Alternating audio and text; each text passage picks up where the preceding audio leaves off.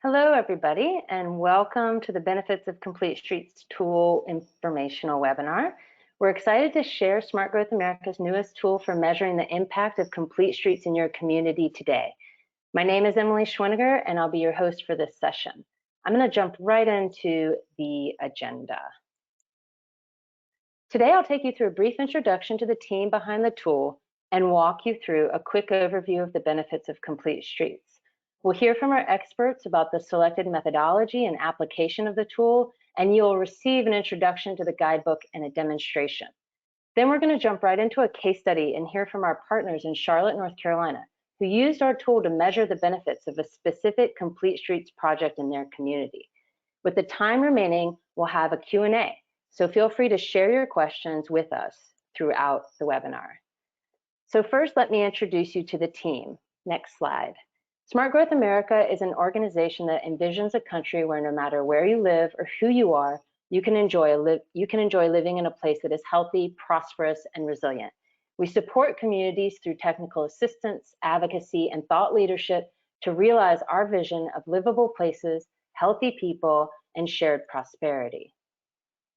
Smart Growth America is a community of partners. You may know some of our programs, such as Transportation for America and the Form-Based Code Institute. Today, we'll be diving into some of the work of the National Complete Streets Coalition. A little bit about the team behind this tool. Again, I'm Emily Schwiniger, Director of Thriving Communities, and here you see the rest of the team that helped make this idea a reality. We'll hear today from Michael Rodriguez, the Director of Research, who supported the work in determining the methodology of the tool. We'll also hear from Martina Guillemin-Monet, who worked closely on the development of the guidebook and ensuring that the data would be accessible for communities across the country. Additionally, we have had the support of Jordan Howard, Anushka Thacker, and Chris Zimmerman, our VP of Economic Development. You'll also hear from some of our partners today from Charlotte, North Carolina, including Ashley Carmenia at Rayo Community Health and Meg Fensel at Sustain Charlotte. We're looking forward to hearing from them and are grateful for their partnership. This work is supported by the Centers for Disease Control and Prevention's Division of Nutrition, Physical Activity, and Obesity. CDC launched Active People, Healthy Nation, a national initiative to help 27 million Americans become more physically active by the year 2027. CDC is collaborating with partners like you throughout the country to create activity-friendly routes to everyday destinations. The work of Active People, Healthy Nation is based on study results found in the community guide around increasing physical activity through built environment approaches. Next slide. Active People, Healthy Nation employs multiple strategies to increase physical activity. Today, we'll be focused on activity-friendly routes to everyday destinations. As I mentioned, this includes complete streets. All of this, I want to point out, is is based in a foundation of equitable and inclusive access. Next slide. Here you can see the adoption of complete streets policies across the country. By the end of 2020, almost 1,600 communities across the country have demonstrated their commitment to providing safe access to destinations for everyone, regardless of age, ability, income, race, ethnicity, or mode of travel. It's incredibly encouraging to see the progress that has been made over the years in such stark visual form. Despite immense progress, we still have a long way to go. Many of the earlier complete streets policies did not actually produce safer streets, failing to impact what gets built, where, and how. And the deaths of people struck and killed while walking have reached numbers not seen since 1990. Along with the lack of emphasis on equity, those policies weren't making streets safer, especially for the most vulnerable. We celebrate this progress, but policies alone won't create safer streets unless communities implement them in ways that change what gets built, where it gets built, and how it's designed. In 2018, the National Complete Streets Coalition raised the bar on what makes a good complete streets policy, creating a new policy framework that focuses on putting policies into practice and ensuring they benefit the most vulnerable communities of people who use our streets. Successful implementation of complete streets, next slide, has many potential benefits. To prove that point at a local level, we have built a tool that lets you measure the projected impact of a complete streets project on these categories. economy, environment, health, and safety, all with a foundation in equity. Next slide. One of the most obvious and important benefits of complete streets is creating opportunities for physical activity. By designing our streets to support safe and activity-friendly routes for people walking and biking, we can provide more opportunities for physical activity as part of people's daily routines. Looking at this map, we can see the places where people are physically inactive. Next slide. We know that physical activity is closely linked to weight maintenance, as well as diabetes and other chronic diseases. For example, you see in these maps that the places where diabetes is most common are the same places where people are physically inactive. Next slide. Unfortunately, only about half of adults get enough physical activity to reduce and prevent chronic diseases. As a result, half of all adults in the United States are living with a chronic disease, and 1 in 4 adults have 2 or more chronic diseases. This makes creating streets and communities that support physical activity more important now than ever. Besides promoting physical activity, complete streets can lead to other important benefits for community health. When we design our transportation network to make walking, biking, and riding public transit safer, more convenient, and more accessible, people are more likely to choose these lower emission options instead of driving alone. When enough people choose these lower emission options, that means fewer harmful emissions in our air, which also means lower rates of asthma and other respiratory diseases. In addition, designing streets so they can be shared more safely between all people who use them reduces the number and severity of crashes. This means fewer deaths and serious injuries on our roadways. Next slide. And we know that our roadways are unsafe and the situation is getting worse, particularly for pedestrians. Next slide. These results from our most recent edition of Dangerous by Design describe the situation we are facing, from increased pedestrian deaths to increased traffic deaths among motor vehicle occupants. Next slide. As we all know, 2020 was a special year when transportation trips changed dramatically. And while we see that the VMT across the country dropped, we also saw an uptick in traffic deaths, leading to the possible conclusion that our roads designed for speed become even more dangerous without congestion. Next slide. It's critical to point out that these pedestrian deaths are not impacting communities equally. We see enormous disparities by race and ethnicity. Next slide. You can also see that people walking in low-income neighborhoods were struck and killed at higher rates than people walking in higher income places. Next slide. Due in part to systemic disparities that exist where we make investments in pedestrian infrastructure like sidewalks, lighting, crosswalks, and traffic calming devices. Next slide. In addition to public health, environment, and safety benefits, complete streets can also lead to economic benefits. For example, in our study, Safer Streets, Stronger Economies, we found that complete streets and active walkable communities can help create new jobs and businesses, increase retail sales, and more. With that, I want to turn it over to my colleague, Michael, to describe the goals of the Benefits of Complete Streets tool and how we turn this idea into a practical tool that communities can use for more complete streets. Michael. Yeah, thank you, Emily. So I wanted to provide some background about this tool, how we thought about it, and really how we developed it, because the guidance we received and how we thought about it really informed the product that you're going to be looking at and hopefully using. Next slide.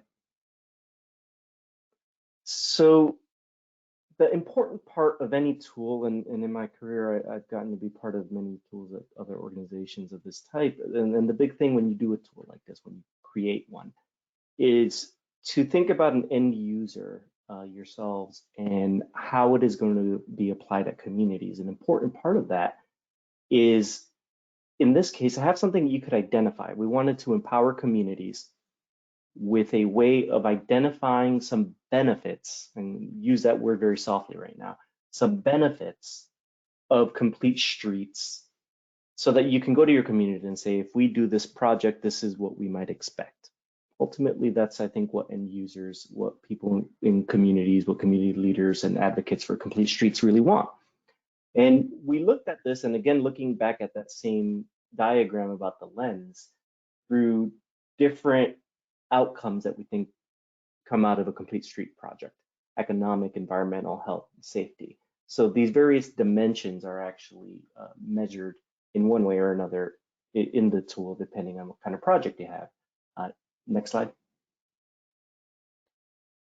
To develop this tool, we went through a whole literature review of looking at, well, how do these various projects that we talk about, how do complete street projects with, in a very amorphous sense, how do smart growth projects, these types of things, how do they impact communities along these several dimensions? And I went through and read some, and our staff, Martino, read a whole bunch and wrote a whole bunch, and we found that there was a lot of literature out there, but a lot of the stuff, as you all know, is very particular. Sometimes it looks at one specific project in one city, and the only results you have are what happened to that one project in that one city.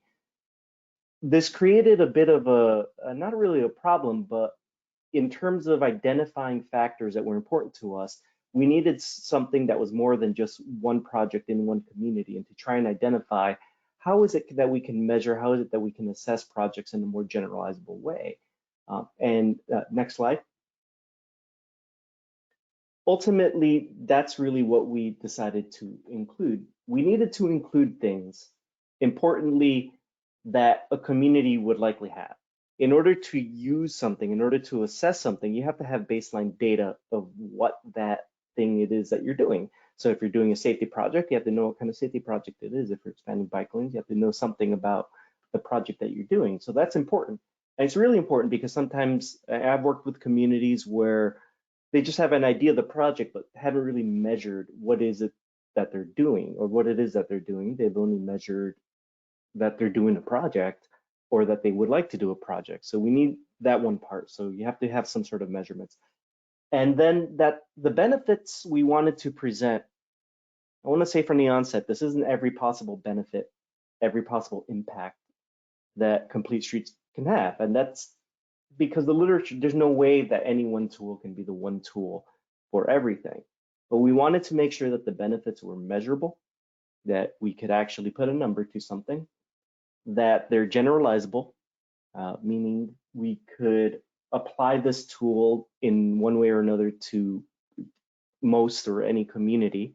We'd like anybody to be able to access this and use it. And that what we're saying in here is supported by that whole literature review we did, and that it's defensible. So that when your community uses this, you could say, well, this is what the tool says, the sketch planning tool. It's not definitive, but it's defensible. And it's better than having nothing. And it's better than just completely guessing. And that's how eventually the real importance, as I think as research director at SGA, the real importance of creating a tool, what it means to have something like this when we deliver. Next slide. So what the tool isn't, and for the economists out there, because there's a lot of stuff out there, consultants and government agencies at the state and local and federal level all have tools and packages that one can use to measure all sorts of things, transportation projects, planning projects. What this isn't, I want to distinguish the word benefits. To an economist, a benefit means a very specific thing. And I don't want to get too wonky, but it means changes in social welfare that are Pareto optimal, as you remember, but it's not that, because benefit cost analysis, this isn't that type of a thing. And I deliberately guided our team that we didn't want to, and we collectively chose, make this into a benefit cost tool, because there are other tools out there that do benefit cost analysis. Or if benefit cost analysis is what your community needs, you're better off doing a specific benefit cost analysis for that project that can really, really drill down to the particularities. So it's not a benefit cost analysis. And when I say benefits, I don't mean monetized benefits as benefit cost analysis would. We mean more impacts, sort of how do you actually measure an impact? And Martina is going to talk about that when she gets to show you how the tool works, but that's what I mean by that.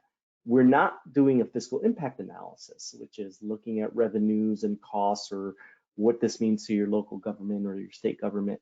It's not looking at that, and it's not a cost effectiveness analysis. Now, the results of this may help you do those other things, but it is not a tool that does that. What it is, it's a tool to identify the impacts of some number of projects that you want to do, one or many projects, and gives you some number, some grounding of what might happen in terms of impacts and in terms of benefits. Next slide. So going back to like what benefits, I mentioned that we don't mean it in the economic sense. So ultimately we mean that there's something physical. So for example, you'll see that we measure the number of lives saved, or the number of injuries prevented from an intervention.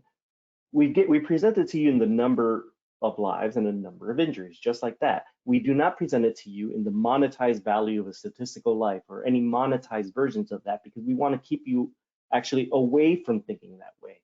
It's actually meant to not be a benefit cost analysis, because once you go in that direction, there's a whole range of things that trigger. So you're better off, if you're going to do that, do a benefit cost analysis.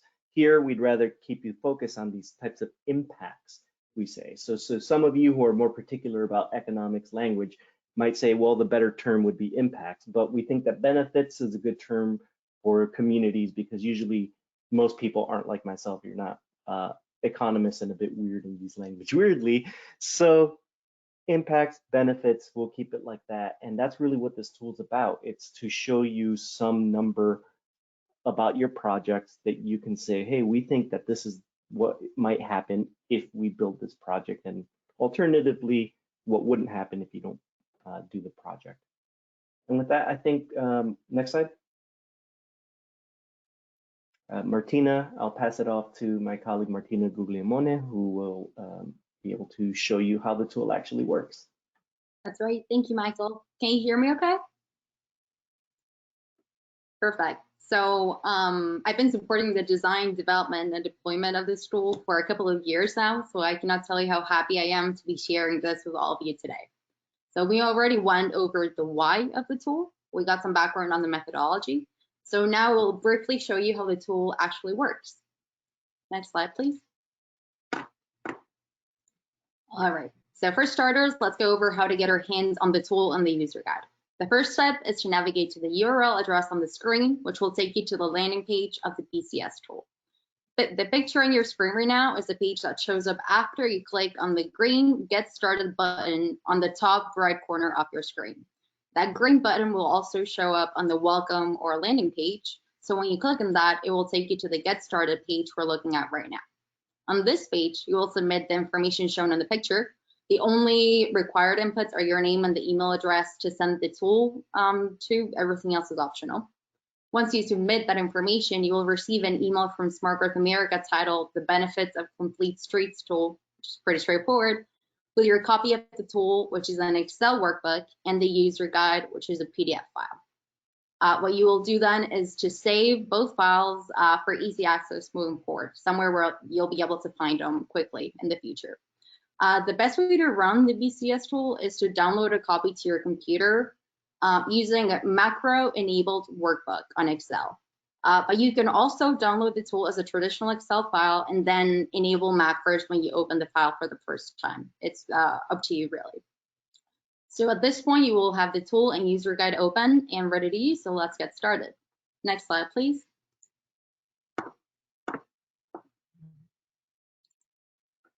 Perfect. So while we quickly look at this screen recording of me running the tool a couple of weeks ago, and I apologize for the semi-professional quality of the video, let's go over some tips to make your experience of the tool as smooth as possible.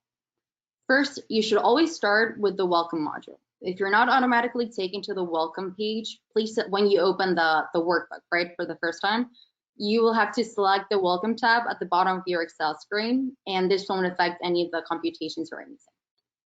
Then it is important that you navigate the tool using the click here to continue buttons, as you're seeing now in the video, without really messing with the worksheet tab row at the bottom of your screen. This is just to ensure that your inputs are carrying over to all the appropriate linked modules. The cells that require an input are indicated with green borders, as you can see now in the video. Any cells on the workbook that are not clearly indicated as an input cell should not be edited or deleted. And this is important because messing with any cells that are not outlined in green might cause problems with the tool's calculations moving forward, so it's important to keep in mind.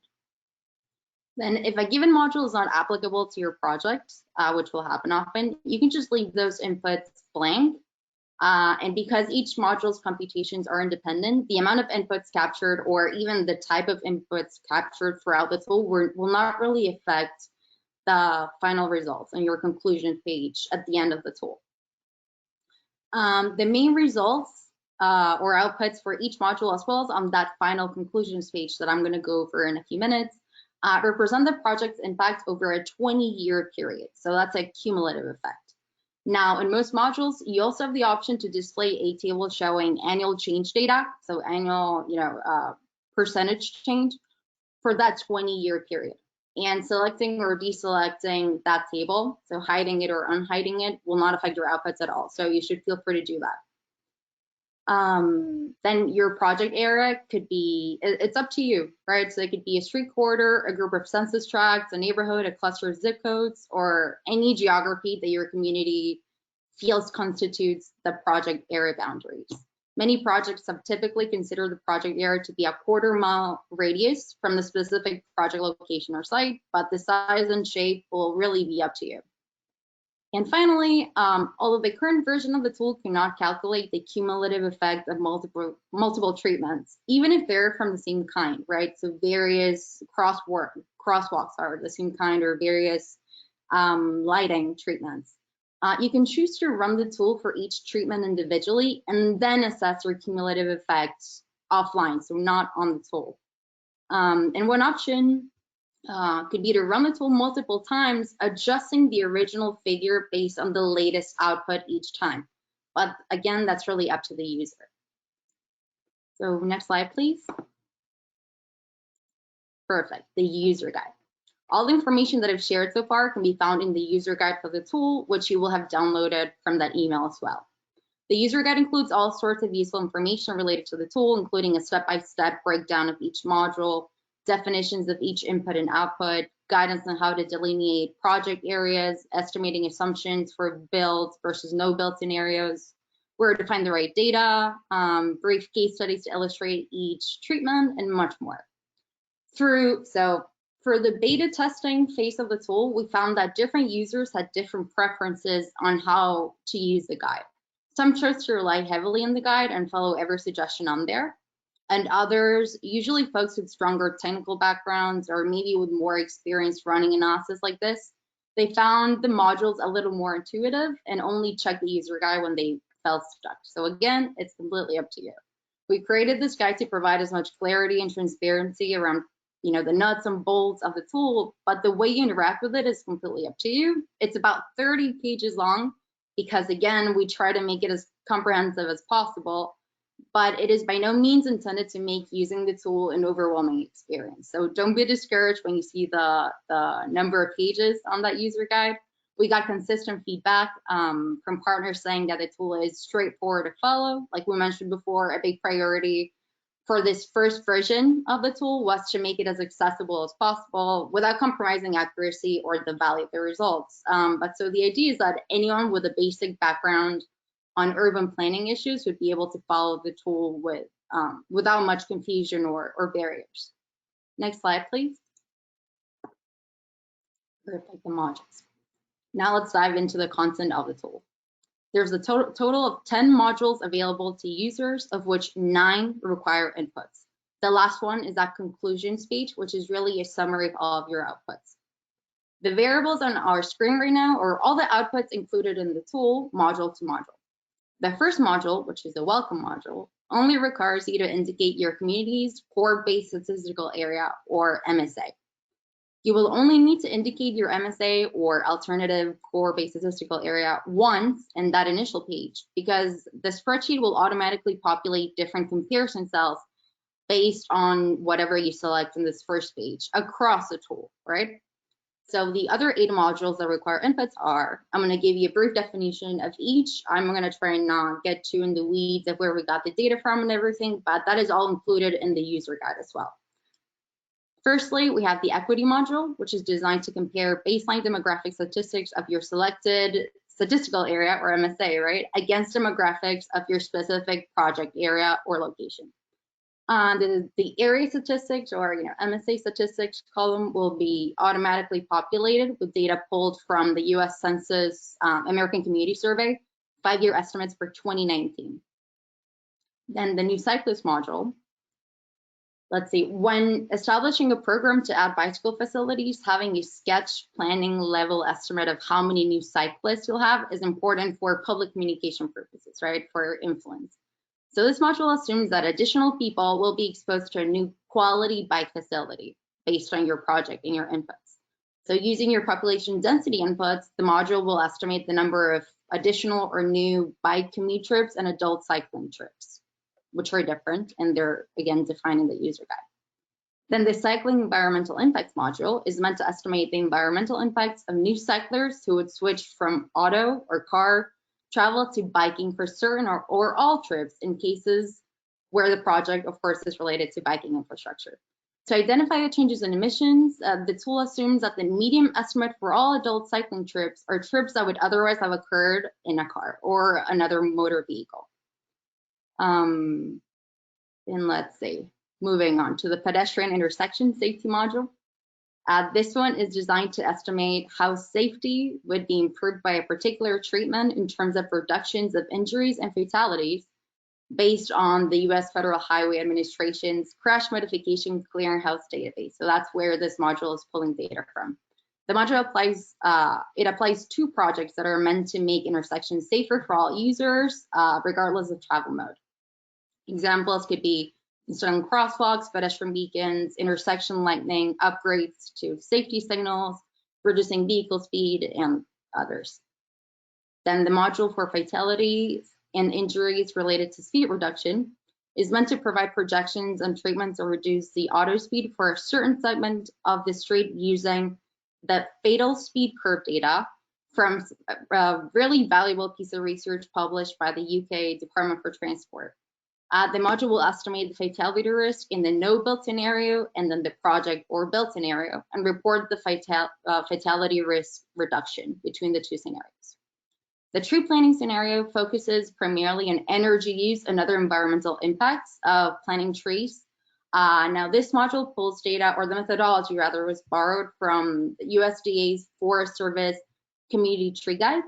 These guides provide estimates on various benefits for planting trees, different types of trees, and also in various geographic locations, so regions of the country. The module will sum the total number of trees planted, which you will tell it that's an input, and it will estimate the 20-year impacts for several environmental factors. There's also an aesthetics value estimate, which calculates the monetized value that homeowners place on having trees in their property or in their vicinity. The cycling and pedestrian health impacts, this is an important one. Active travel modes like walking, biking, or rolling can result in reduced risk for several diseases such as heart disease, respiratory disease, as well as increased life expectancy. So the module builds on the, and this is a mouthful, Integrated Transport and Health Impact Modeling Tool, or ITHM tool, to calculate the reductions in risk for certain diseases for people who start cycling or cycling more, as well as walking. And finally, the economic impacts module. It estimates fiscal impacts from the perspective of the local government, basically. Many complete streets projects are likely to have an economic impact on the region, or at least the area, including higher sales from local businesses, increased values for residential and commercial properties in the area, and many more. So this tool provides, or this module in particular, provides a sketch planning analysis on the potential change to local tax rolls based on improving livability of the community, or the improved livability of the community. And it also takes into consideration change in walk score. Next slide, please. Perfect. So now quickly, this is an example. You already saw it in the video that we played a couple of minutes ago, but I just want to bring to attention to a few different details here. The first is the green outlines. As you can see, the cells that require inputs are well indicated, they're clear. And as I mentioned before, the ones that are not indicated in green should not be messed with because it might mess with the final calculations and results. Now, in the difference row, taking it a step back, sorry. The column that says MSA statistics has been automatically populated by the MSA data that, based on the MSA that we indicated in the previous initial module, the welcome one. And as you can see, the select CBSA all the way at the top of the table, that will also be automatically set to the one that you indicated in that first cell. So there's no need to change that at the top when you're using the tool. So again, the MNC statistics will be automatically populated. The project area column is the one where you're going to type your inputs in, and the difference column is the difference in either percentage or absolute numbers for each of the variables. Now, the figures on the equity analysis are important for your community to establish a baseline of who may be impacted by your project. Communities should always consider an equity lens, and many federal environmental justice analysis and grants require some of these figures to begin with, right? These statistics are only a select few of many important statistics to evaluate equitable conditions in our policy and in our infrastructure and everything else. So we really encourage you to expand on these equity metrics. Like we said, this is a baseline, but to really understand who might be served by your project and who might be impacted by your project, which in some cases might be different groups. Some questions to consider when looking at these differences might be, are any groups over or underrepresented in your project area? What groups will your project be serving? Which groups might it be impacting, maybe in a negative way, or not impacting at all, where they should be the target population? And what are or could be the implications of your project and your community's equity goals and efforts to date and into the future? Next slide, please. And finally, the conclusions page. So this last module is basically a summary of all your outputs. So there's no action needed after this, no action needed from you, the user. We thought that it would be useful to end the tool with a one-pager summary like this to basically print out and show to your peers and partners as a communications or educational piece, right? The only thing left for you to do after you land on the conclusions module is to refer back to the end user, of the user guide, and the title of that section is conclusion, for some guidance on how to interpret each of these results. Now, right now in that picture, all the inputs were filled, but depending on how you're using the tool, the outputs of the modules you skipped will be left blank. Don't worry, this doesn't matter. It will not change the internal computations or whatever shows up at the end. So that's okay. And then every output category at the conclusion page, like I said before, reflects the 20-year cumulative impact of each given intervention. So to review the year-by-year impact, you can click on Return to Previous Page, which is that button in the bottom of each of the modules. And when you get to the module of interest, click on the Display 20-Year Table option. And like I said, that also doesn't affect your results or anything. So when you're done running the tool, make sure to save your results and share them with us through the tool website, which we're going to mention a little bit more later. But that is it from me, I believe. I hope that was helpful. Emily? Thank you, Martina. I think there's one more slide, the road maps to data. Thank you. Yes, thank you for that. We can, yeah, I messed on the text there. Really, the roadmaps to data, those are screenshots of the 3 pages where we've compiled what we believe are the most generalizable and most accessible data sources to to find the data to use for each of your inputs. So you're not going to be left in the blind. You're not going to be asked to go and find data that maybe you've never heard of and just Google stuff. We actually include some guidance on common sources, reliable sources, alternative methods to maybe weight your data if you want something more specific. We do include many of those details in that final roadmaps to data appendix. So we encourage you to look at that one as well. Thank you for that, Emily. Sorry. No, thank you, Martina. Thank you so much. A reminder to everybody who is here with us, we are going to have a brief Q&A at the end of this session. So please continue to share your questions so that when we're wrapping up, we can address some of those questions at the end. We'll do our best to also address any questions we're unable to get to during this informational webinar. At this point, I'd like us to jump into our case study. I'm pleased to invite Ashley to introduce us to the work happening in Charlotte, North Carolina. Ashley. All right, absolutely. Good afternoon, everyone. My name is Ashley Carmenia, and I'm the Program Director at Rail Community Health. And I'll just wait on my slides to come up before I get started. All right, perfect. So a little bit about Rail Community Health is that we are a 501c3 nonprofit organization that's located in Charlotte, North Carolina. Or Mecklenburg County. Charlotte is within Mecklenburg County here. We are the 2018 to 2023 Racial and Ethnic Approaches to Community Health, or REACH, as the acronym states, grant recipient. And that money is funded to us through the CDC, through the DNPAO division. And so with that funding, we are working within the space of 3 different categories. So we're working within the space of nutrition, physical activity, and community clinical linkages. Next slide.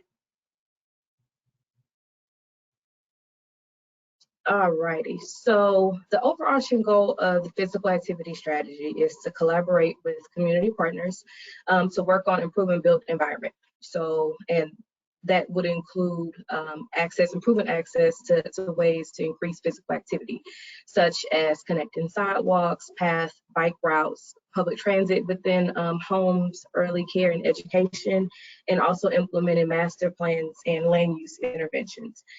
So here, underneath our grant funding, we are working within the counties of Mecklenburg, which of course is more urban, and then Cabarrus County as well, which is a more rural county that is next door to us. And so with this, within year 1 of our work with having the grant, we did perform a needs assessment, which yielded some great data in which primarily from our organization, from a historical standpoint, we worked within the space of HIV. So this grant really opened us up to population health. And this area of built environment and land use interventions, things of that sort, was completely opposite of what we were envisioning for physical activity. So like I said, with results from our needs assessment in regards to asking people about accessibility, about the sidewalks, bus stops in their neighborhoods, how safe do they feel, and how walkable was their neighborhood, for lack of a better word. That really led us to looking, for a community partner that was well versed in this landscape. That brought us to Sustain Charlotte. And so during our first year of the cooperative agreement, we did form a relationship with them, and that was primarily to increase the number of places that improve community design by connecting safe and accessible places for physical activity, as well as increase the number of persons with safe and accessible places for physical activity. And so a little background about Sustain Charlotte, but we'll go a little bit deeper into their organization.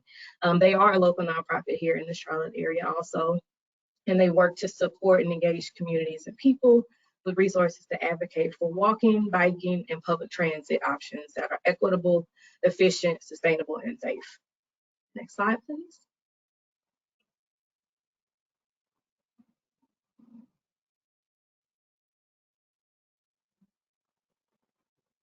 Alrighty, so furthermore into our physical activity strategy, like I said, with that needs assessment, and then just with getting our feet wet in the community and riding through neighborhoods, particularly we like for all of our work to overlap.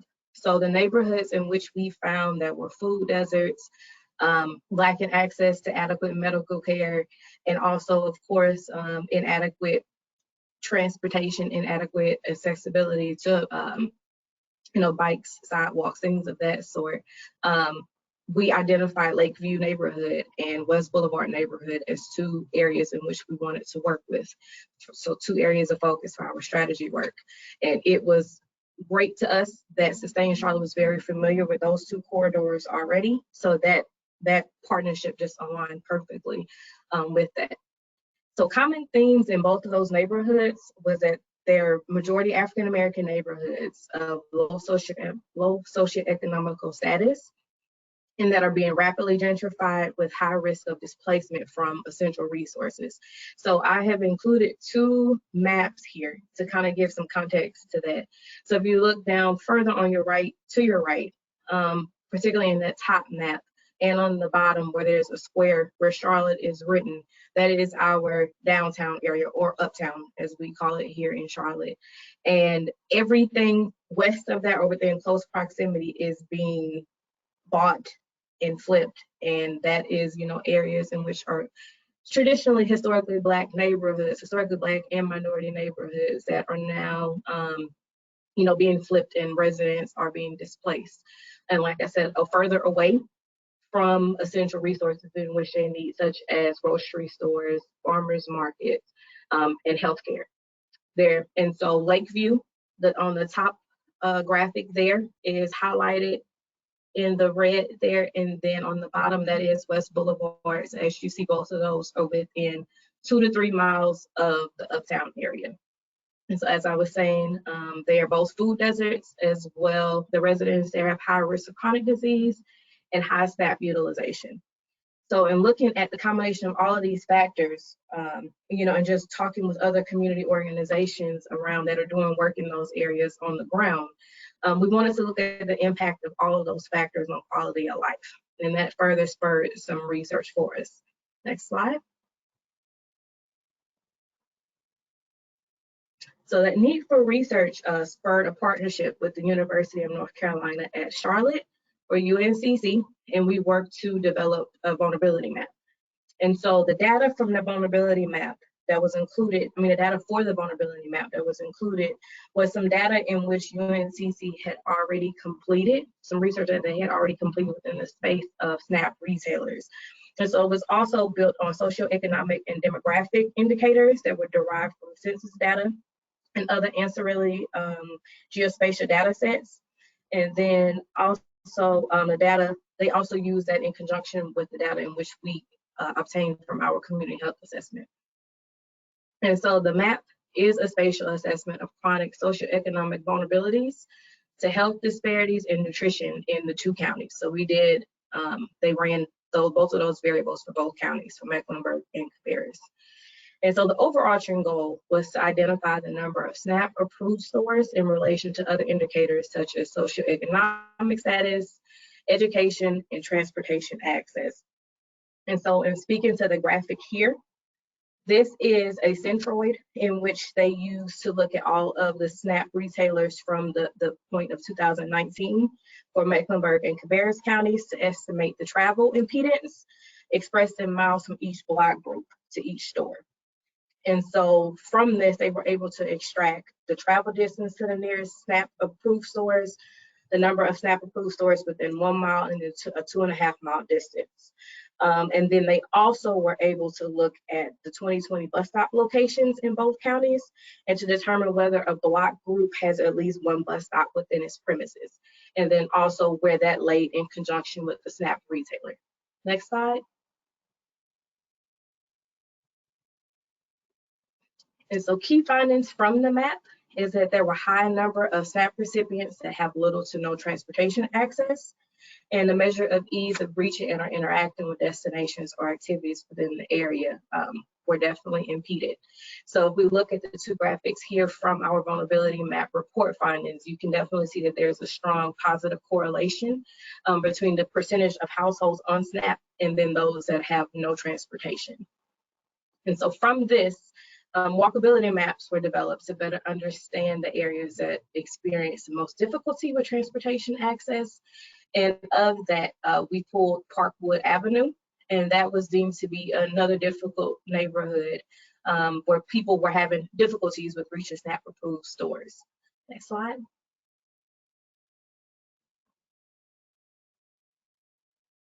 So Parkwood Avenue is another inner city neighborhood that is rapidly being gentrified and is at high risk of community displacement. So it shares the same factors that Lakeview and West Boulevard shares. The population and traffic has significantly grown in the area with many new businesses, and it is definitely within close proximity to Uptown. You can see the business skyline right there from the picture, and this is a great picture here because it was prior to a lot of the additions in which they have now. And on the other side of the picture is actually the light rail that runs into Uptown Charlotte.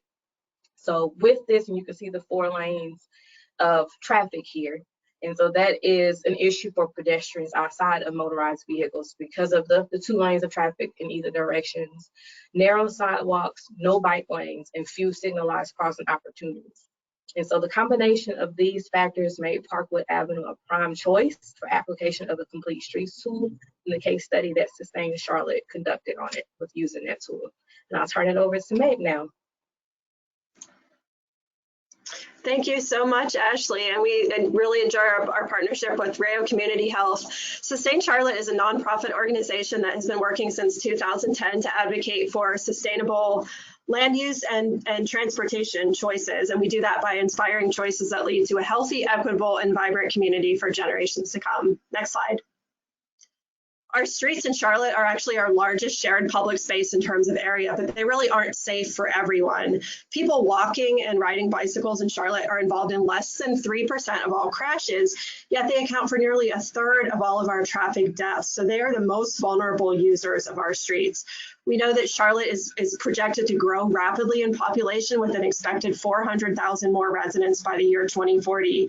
And so sustainable growth is going to require a higher percentage of trips to be taken by walking, biking, public transit, but it needs to be safe and convenient for people to do that. Next slide. So now I would like to take a moment to tell a little bit of a background story about why we advocated with residents to make Parkwood safer. In 2015, a 73-year-old man, Al Gorman, was hit and killed by a driver on Parkwood Avenue while he was riding his bike on the sidewalk. He was coming home from the laundromat on a Sunday morning.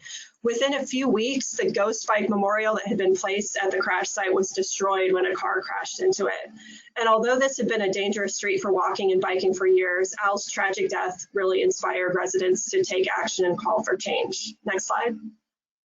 So Sustain Charlotte really played a technical assistance role with residents and then with Charlotte DOT staff. We began to answer the question, how can Parkwood Avenue be transformed into a safe and inviting neighborhood street that meets the needs of people of all ages and abilities to safely walk, ride bicycles, reach public transit stops, and to drive cars? Next slide. Our staff and neighborhood residents shared a potential road diet design. We got together and spoke at a city council meeting calling for change, and over 700 residents signed a petition asking for changes to be made to the road. Next slide. And we were heard. In 2016, Charlotte DOT completed a comprehensive study of Parkwood Avenue using quantitative data as well as qualitative data from residents. And this is a photo from one of Charlotte DOT's walking tours. And I want to say their staff really excel at walking a mile in resident shoes, quite literally, as they come out and they listen and they look at the street from a deeper perspective than can be achieved just by reviewing spreadsheets of crash data and crunching the numbers. Next slide. When CDOT surveyed the community to ask, could anything be done to make Parkwood Avenue better for riding bicycles? Bike lanes was the most popular answer by far, followed closely by slower traffic. Next slide. Charlotte City Council adopted a Vision Zero goal in 2017 as part of their update to their transportation action plan. And that goal was to eliminate traffic fatalities and serious injuries by 2030. And with that adoption came a shift in focus from high accident locations or just where crashes were occurring to a focus on a high injury network, which is really focusing on where people were being seriously injured and killed. And this is not only a safety issue, this is also a racial equity issue because most of the high injury network is within Northwest and East Charlotte. And Charlotte didn't just stop at setting the goal, but they actually created a Vision Zero action plan and task force. And as a member of that task force since its inception, I've been overwhelmed in the best possible way by the deep personal and professional commitment of the CDOT team and the rest of the task force to make this time-bound dream a reality. So a lot of work remains to achieve this goal. And so now I want to share why I'm so optimistic about the potential for this Complete Streets tool to transform how advocates can make the case for why transportation investments are worth it. Next slide. I'd like to walk you through a few slides showing some of the projected safety, health, and economic impacts of making changes to Parkwood. Next slide. A dramatic reduction in speeding is a major benefit of a road diet, as has been constructed on Parkwood Avenue. So the tool projects that by lowering the average speed of vehicles, which is rarely the same as the posted speed limit, from 45 to 35 miles per hour, we're likely to see a 74% drop in the risk of an active traveler, a person walking, dying as a result of that crash. Next slide. This tool also allowed us to project the reduction in number of cases of 7 serious illnesses based on an increased number of people riding bicycles along Parkwood over the next 20 years. It's easy to let our eyes glaze over when we look at percentages, but these are whole numbers that represent how many people could be spared suffering these serious illnesses. Next slide. It's also important to really consider the potential impact of active transportation in combination with other factors. And although complete streets infrastructure can contribute to the local economy in many fruitful ways, spikes in development and economic vibrancy often increase surrounding property values and attract new residents and businesses to the area.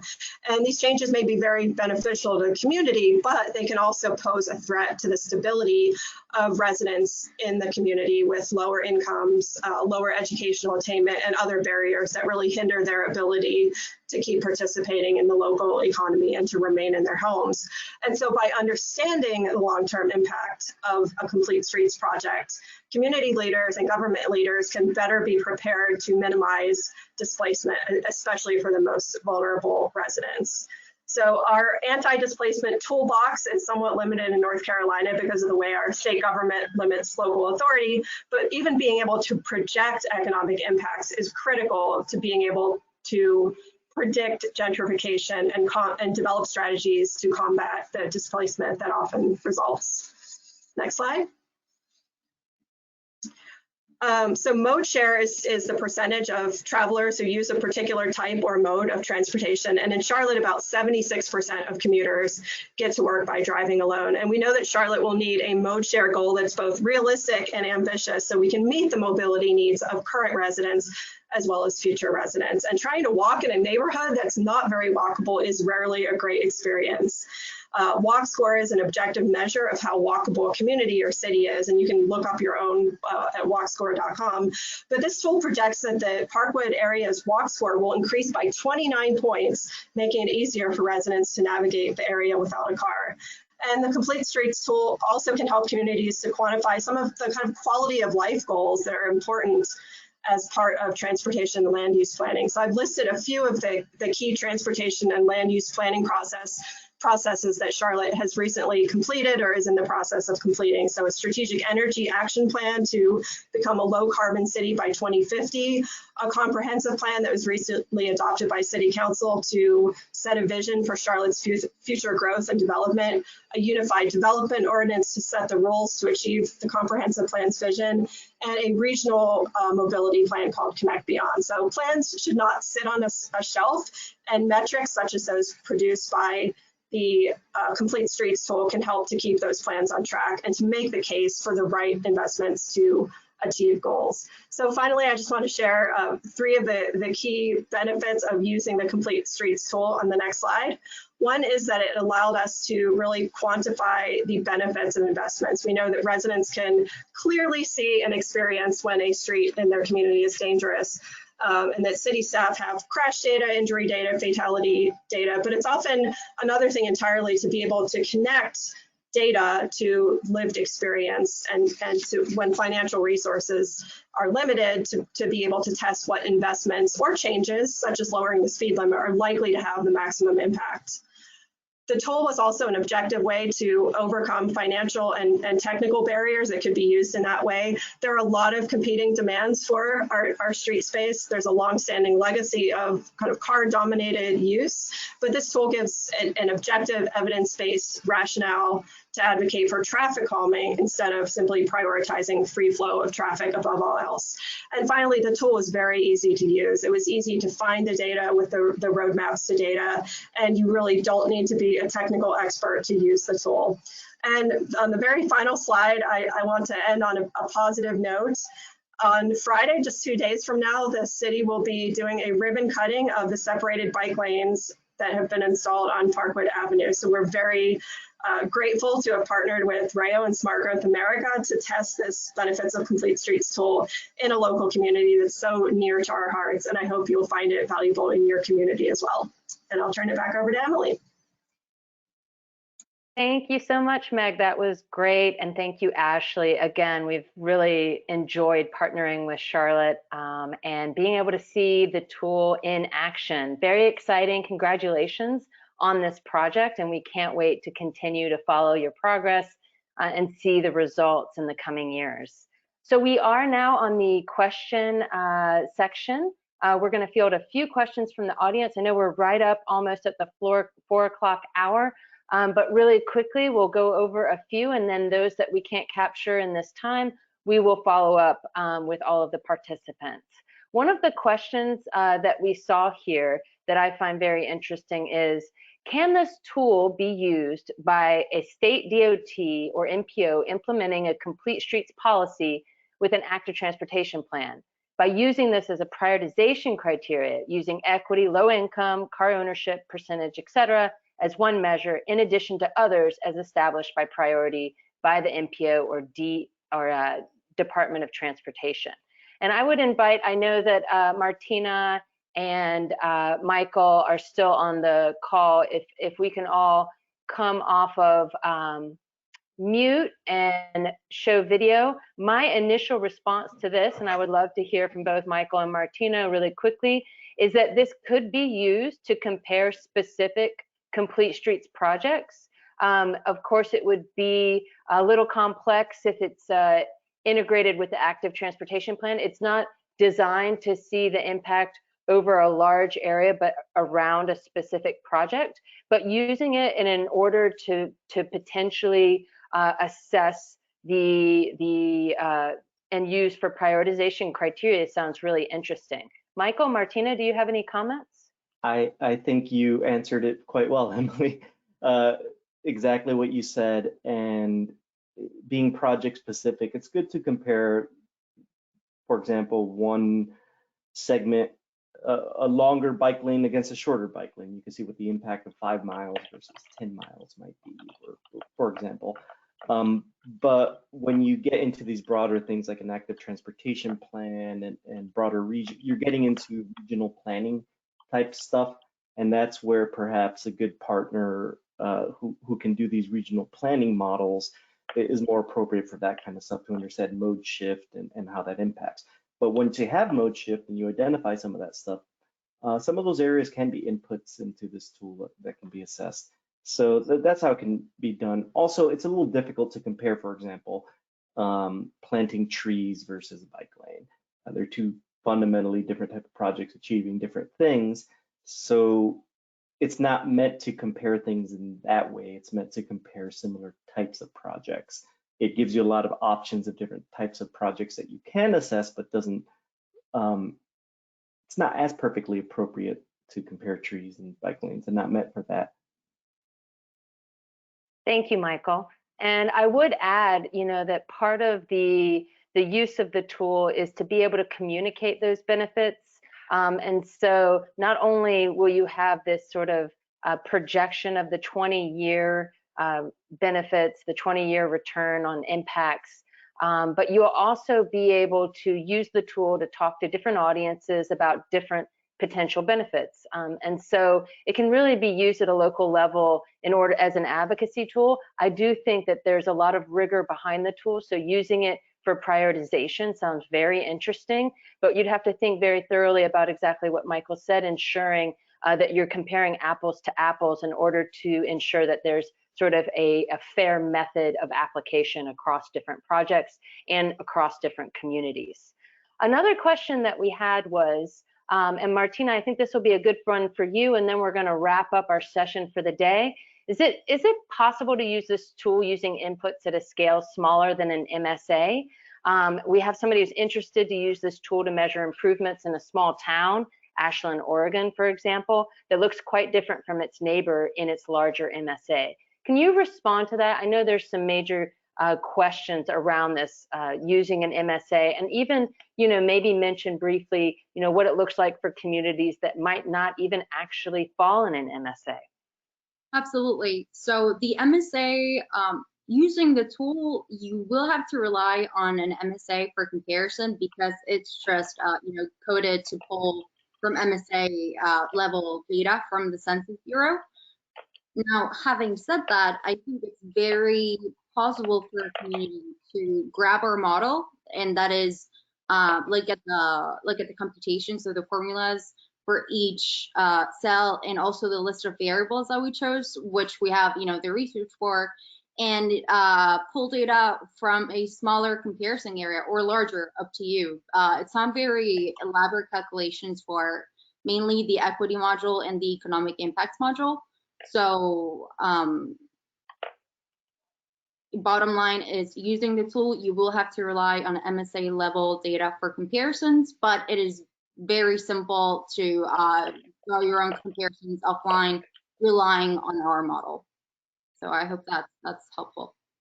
Definitely. Thank you, Martina. And at this point, we are going to wrap up the section. Next slide, please. We're going to land on all of the information so that you can follow up with us. Please visit the website and learn more about the benefits of Complete Streets tool there at benefits.completestreets.org. That is where you can read about this tool. You can download the actual tool, the guidebook, and please keep in touch. Reach out to us if you have any questions, and we would love to hear stories and experiences from you all in applying this tool and the results that you get, and how you are able to use this tool to advance more complete streets in your communities. Thank you all, and I hope everyone has a fantastic afternoon. Stay safe and healthy.